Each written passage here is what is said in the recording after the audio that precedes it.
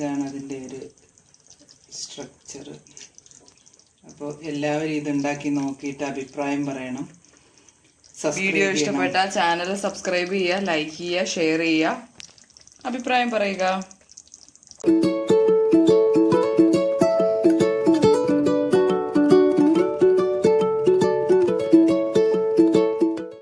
Hi guys, നമസ്കാരം. Welcome to my channel.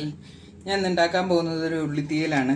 ഈ ഉള്ളിത്തീയലിൻ്റെ പ്രത്യേകത എന്ന് പറയുന്നത് പ്രസവിച്ച് കിടക്കുന്ന പെണ്ണുങ്ങൾക്ക് ശരീരം തണുക്കാൻ വേണ്ടിയിട്ട് വീട്ടുകാരുണ്ടാക്കി കൊടുക്കുന്ന ഒരു തീയലാണ്.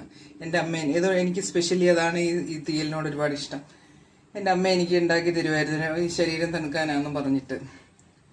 നമ്മുടെ ആ സമയത്ത് ശരീരം തണുക്കുകയും കുട്ടിയുടെ ആരോഗ്യത്തിനും വേണ്ടിയിട്ടൊക്കെയാണ് നമ്മൾ ഈ തീയൽ കഴിക്കുക. അപ്പോൾ ഇതിനകത്ത് തക്കാളി ഒന്നും ചേർക്കില്ല.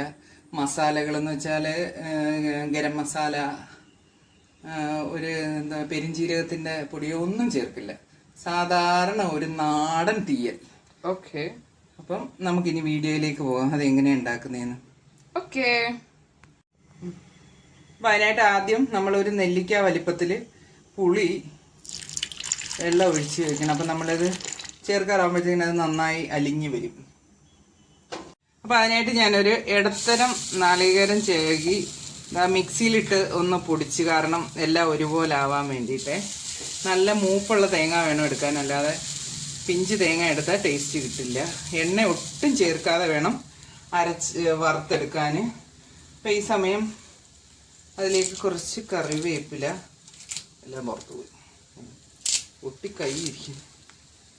കറിവേപ്പില, പിന്നെ കുറച്ച് ചെറിയ ഉള്ളി ചെറുതായിട്ട് അരിഞ്ഞത്, ഇത് മൂന്നും കൂടെ ഇട്ട് നമുക്ക് നല്ലതുപോലെ ഒന്ന് ഇളക്കിയെടുക്കാം, വറുത്തെടുക്കാം. ഓക്കെ.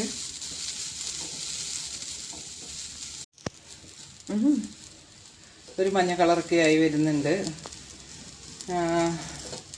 നമുക്ക് എന്താ പറയുക, ഞാൻ നേരത്തെ പറഞ്ഞില്ല, നല്ല വിളഞ്ഞ തേങ്ങ വേണം, അല്ലാണ്ട് എടുത്ത ഒരു ടേസ്റ്റ് ഉണ്ടാവില്ല. തേങ്ങയുടെ ഒരു ടേസ്റ്റാണ് ഈ കറിയുടെ ടേസ്റ്റ്. അപ്പോൾ ഇതൊരു ഇടത്തരം തേങ്ങ ഫുള്ളുണ്ട്.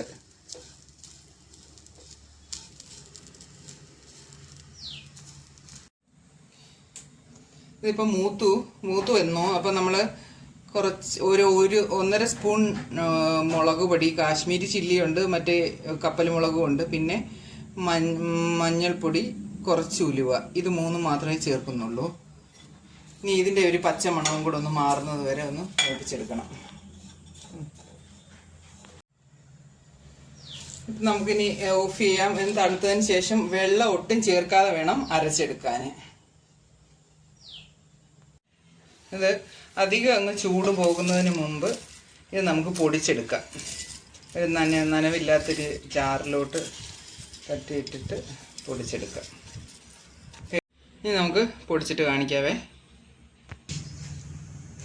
അപ്പം നമ്മൾ തീയൽ വെക്കാൻ വേണ്ടിയിട്ട് ഒരു ചട്ടി വെച്ചു. ചട്ടിയിൽ ഒരു 2 സ്പൂൺ പിന്നെ വെളിച്ചെണ്ണ ഒഴിച്ച്. വെളിച്ചെണ്ണയാണ് ഇതിൻ്റെ ടേസ്റ്റ്, വേറെ എണ്ണയൊന്നും ചേർക്കരുത്.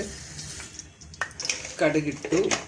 ഒട്ടുന്നില്ലേ, എനിക്കിപ്പം മനസ്സില്ല ഒട്ട് എവിടെ പരിപാടി അവതരിപ്പിച്ചാൽ. വറ്റൽ മുളക്, അല്ലെങ്കിൽ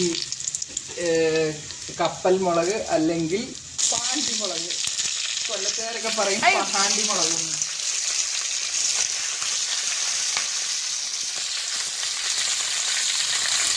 ഇതൊന്ന് മൂത്ത് കഴിയുമ്പോൾ നമ്മൾ എടുത്ത് വെച്ച ഉള്ളി ഒരു 300 ഗ്രാം ഉണ്ടാവും. എൻ്റെ അമ്മ ഇതെനിക്ക് പിന്നെ ഉള്ളിത്തീയൽ വെച്ച് തരുമ്പോൾ ഒരു ദിവസം അമ്മ മുഴുവൻ ഉള്ളിയായിട്ട് ഇങ്ങനെ അരിയാതെ ഉള്ളി തീയൽ ഉണ്ടാക്കി തരും. അടുത്ത ദിവസം ചെറിയ ചെറിയ പീസസാക്കി ഉള്ളി അരിയും. പിന്നെ ഇതുപോലെ 2 കഷ്ണമാക്കി. നമുക്ക് എങ്ങനെ വേണമെങ്കിലും ചെയ്താലും ടേസ്റ്റിന് ഒരു വ്യത്യാസവും വരില്ല, നല്ല ടേസ്റ്റ് ആയിരിക്കും. ചെറിയുള്ളിയുടെ തീയൽ ഞാൻ പണ്ട് കഴിച്ചിട്ടുണ്ട്, ആരും ഉണ്ടാക്കിയിട്ടുണ്ട്. ആരായിരിക്കും, അമ്മൂമ്മയായിരിക്കും, അല്ലാണ്ടാര. നല്ല ടേസ്റ്റാണ്.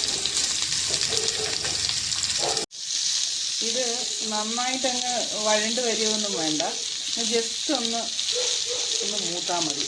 ഞാൻ കാണിച്ചു തരാം.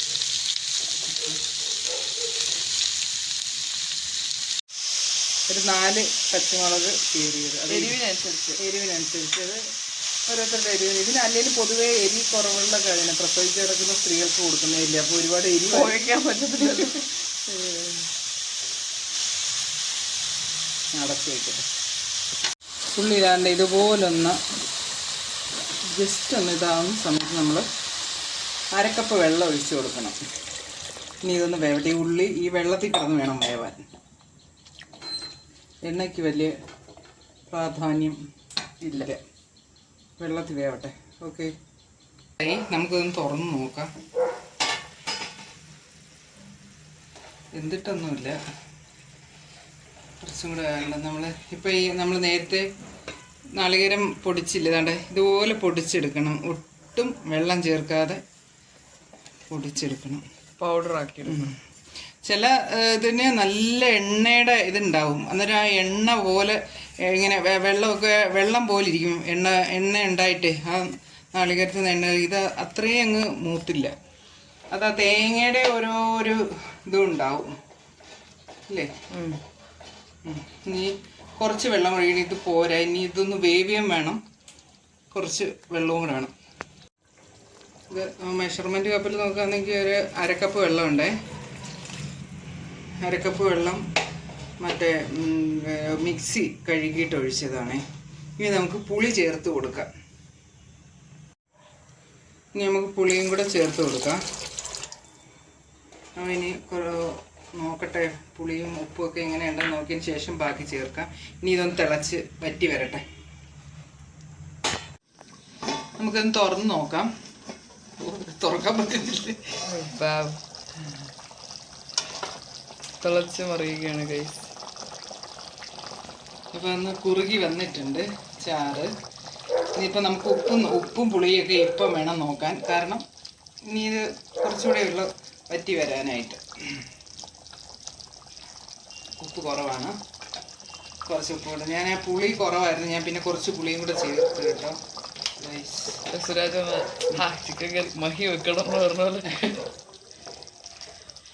നല്ല കുറുകി ചാറായി വന്നില്ലേ അതിനാ. നോക്ക്, കുറുകി ചാറായി വന്ന്. ഒന്നും കൂടി ഒരു 5 മിനിറ്റ് ഒന്നുകൂടി ഒന്ന് അടപ്പ് തുറന്നിരുന്നൊന്ന് വേവണം. ഇപ്പം നമ്മുടെ കറിയെല്ലാം നന്നായി വറ്റി വന്നു. ഈ ഒരു രീതിയാണത് കാണാൻ കേട്ടോ. കണ്ടേ, നന്നായി ചാറ് കുറുകി. ഇനിയിപ്പോൾ ഇത് ഈ മൺചട്ടിയാണല്ലോ, ഇതിലിരുന്ന് ഒന്നും കൂടി ചാറ് കുറുകും. അപ്പോൾ ഇതാണ് പഴയ കാലത്ത് പ്രസവരക്ഷയ്ക്കുള്ള ഉള്ളി തീയൽ. ഇതിന് എരിയൊക്കെ കുറവായിരിക്കും, തക്കാളി ചേർക്കില്ല, അങ്ങനെയൊക്കെ ഒരുപാട് പ്രത്യേകതകളുണ്ട്. ഞാൻ ഇനി അതൊരു സെർവിങ് ബൗൾ. അതിനൊക്കിപ്പോൾ ചോറ് കഴിക്കണമെന്ന് പറഞ്ഞു. അപ്പം അവൾക്ക്